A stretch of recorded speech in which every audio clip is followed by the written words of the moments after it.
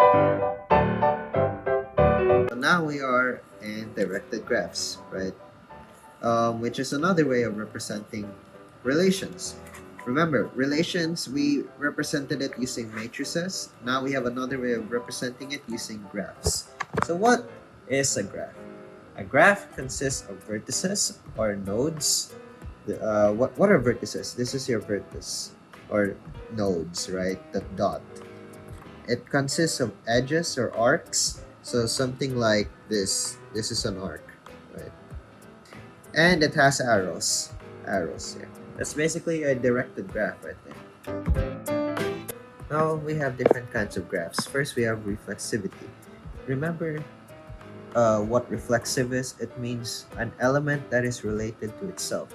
So here we have element 1 related to itself. So there is an arrow, there is an arc pointing towards itself, right? Same here, 3 is related to itself. So yeah. So what is a reflexive graph? It means every node has a loop. Okay?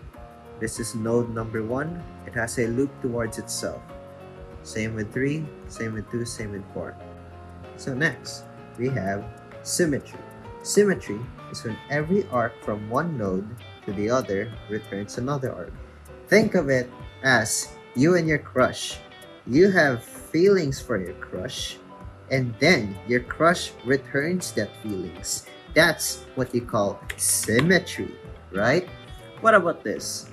One has a crush on 3, but 3 is not returning the favor.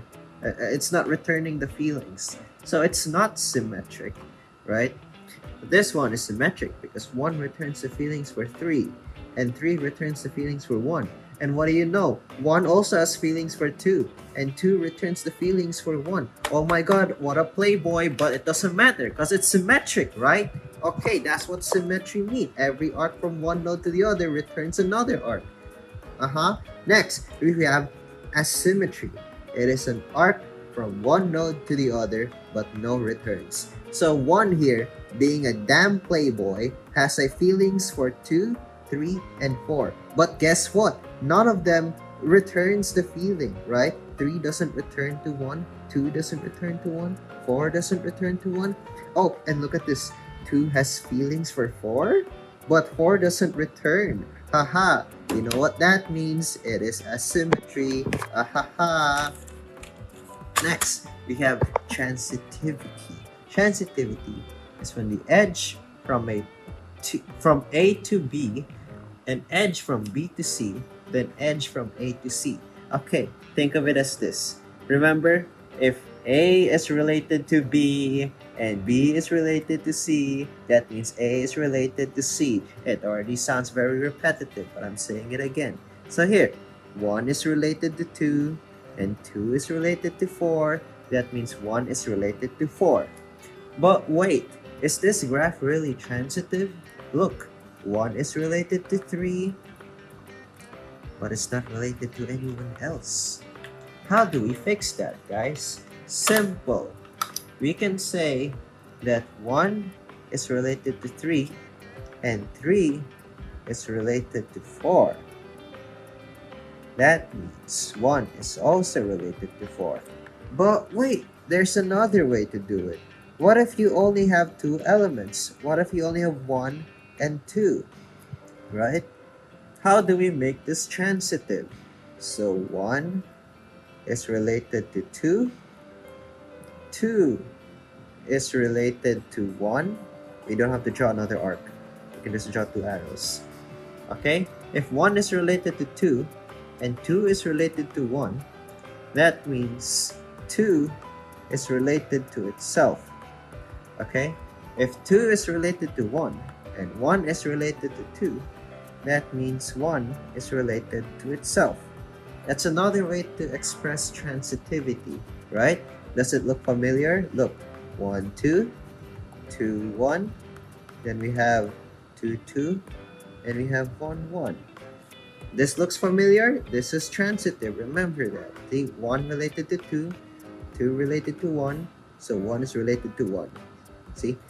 Same with this. 2 is related to 1, 1 is related to 2, So we have 2, 2, 2, 2. See, 2 related to itself. There you go. That's how you do transitivity, guys. Okay? So let's have a recap. Reflexivity is everyone loves themselves. 1 loves himself, 3 loves himself, 2 and 4 loves themselves. Symmetry is when they return feelings for each other. 1 likes 3, 3 likes 1, 1 likes 2, 2 likes 1. Again, asymmetry is when nobody returns the feelings for each other, right? Let's have a look at this one, actually. This one is transitive and also asymmetric. Okay? Look, see? 1's related to 2, 2 is related to 4, therefore 1 is related to 4. Or, yeah, something like that. But do they return the favor? Do they reciprocate the feelings to each other? No, they're not. So that also makes it asymmetric, guys. Anyways, so yeah, transitivity, you already know how it works. And we have this weird wobbly thingy majigs, but that is also transitivity.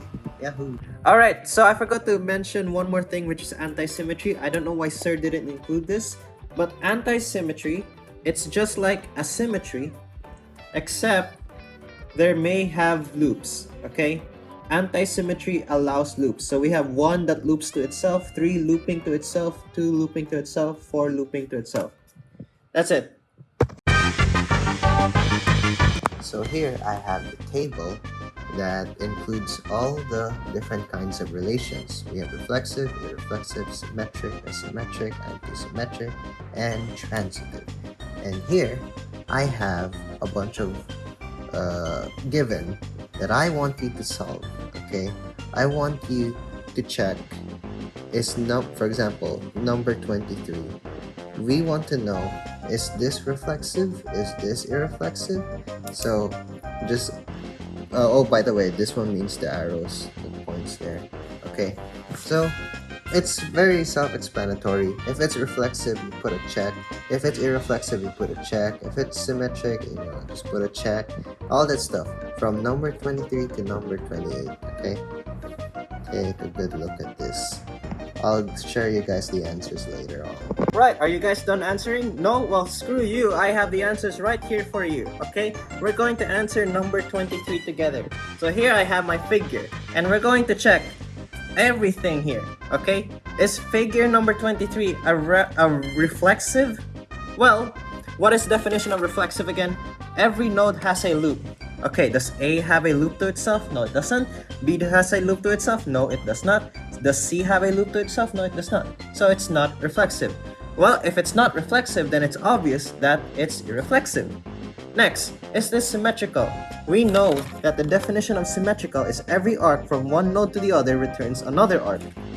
In translation, if B has feelings to C, then C has feelings for B. And you're like, okay, maybe the answer is symmetrical. Wrong, because A has feelings for B and B doesn't return feelings for A.